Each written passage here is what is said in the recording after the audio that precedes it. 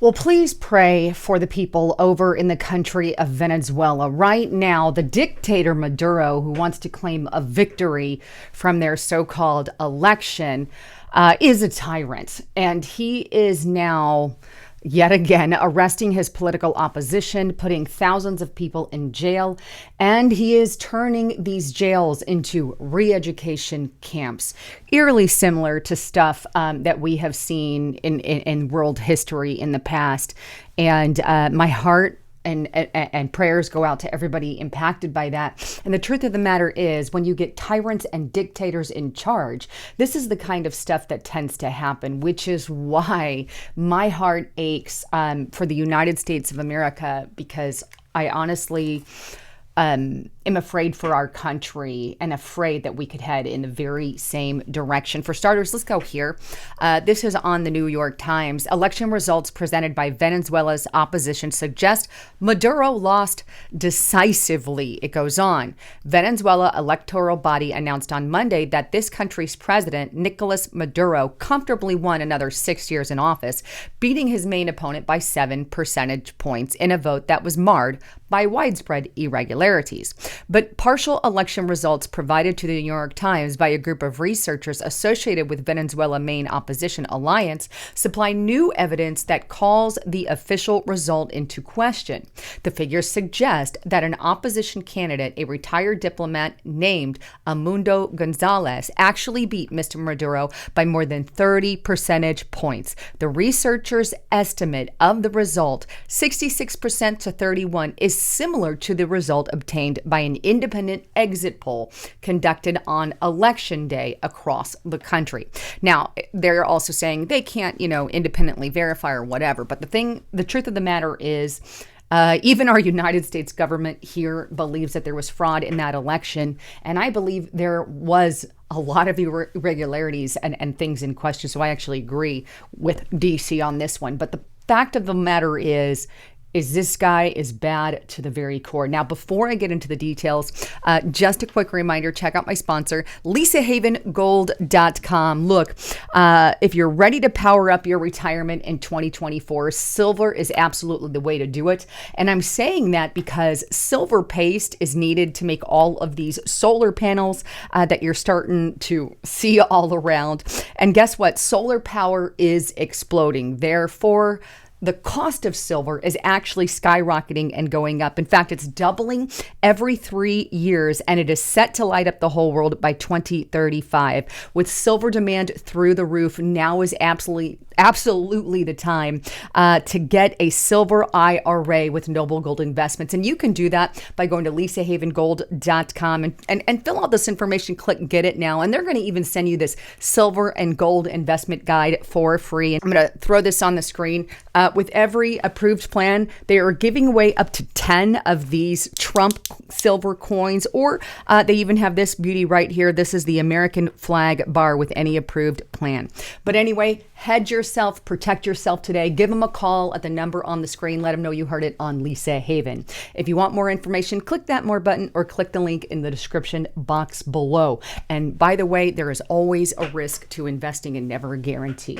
All right, so let's dive in to, now that Venezuela dictator has been called out, and because there's a lot of shenanigans that are going in their election there. Now that he's been called out, he's actually doing the tyrant and dictatorial thing, and he's saying he's going to put his competition, his political dissenters there, into prisons, and he's going to make these prisons re-education type centers. Take a look at where I found it, and this is on the gatewaypundit.com. Communist tyrant Nicolas Maduro announced its construct of 2 maximum security detention centers. Says his goal is to turn them into re-education centers. Now, here's what it states. Nicolas Maduro, I have decided, and this is direct quote, by the way, I have decided to create these 2 maximum security prisons for all the new generation gangs that are involved in the riots and the criminal attack. And there will be no forgiveness or contemplation within the framework of the Constitution, within the framework of the laws, and to make a bet to see if these maximum security prisons achieve re-education and turn them into productive, farms that can produce, that can work, as they did in those days when they took them out to make roads. Do you remember? Well, there is a long way to go to make roads, right? Maduro added that 1,200 arrests have already been made, and he is looking for 1,000 more individuals. And again, there will be no forgiveness. If you want to know how bad of a tyrant this man is, take a look at his track record here. And this was shared on Gateway Hispanic. The numbers of dictators, Nicolas Maduro, right? He has 15,800 political prisoners. He has 8 million Venezuelan, 8 million who have left the country. 1,652 have been tortured, 300 killed in protest, and 39 forced disappearances. And these are, and here's the people gathered in the streets. And you can see there are huge crowds of people. There have been protests and riots and all of that going on in the street. And this is who he's talking about arresting. In fact, he has already issued an arrest warrant, by the way, for Maria Corona, one of the main opposition leaders there as well. So obviously, this is not sitting well with anyone. And the truth of the matter is, re-education camps do exist. It's not a conspiracy theory. It's not a fake news. Over in China, they have re-education camps as well, and they're putting Falun Gong members in there, Muslims in there, and even Christians in these re-education camps. A lot of the times, many people who go into those camps, we don't really know what happens to them. And now we've also got this going on in Venezuela. And here's what the U.S. Department of State and Anthony Blinken put out on August 1st, assessing the results of Venezuela's presidential election. And here's what they state. Given the overwhelming evidence, it is clear to the U.S. and most importantly to the Venezuela people that Edmundo Gonzalez won the most votes in Venezuela's July 28 presidential election. In addition, the United States rejects Maduro's unsubstantiated allegations against opposition leaders. Maduro and his representatives threatened to arrest opposition leaders, including Edmundo Gonzalez and Maria Corina, are an undemocratic attempt to repress political participation and retain power. The safety and security of the Democrat opposition leaders and members must be protected.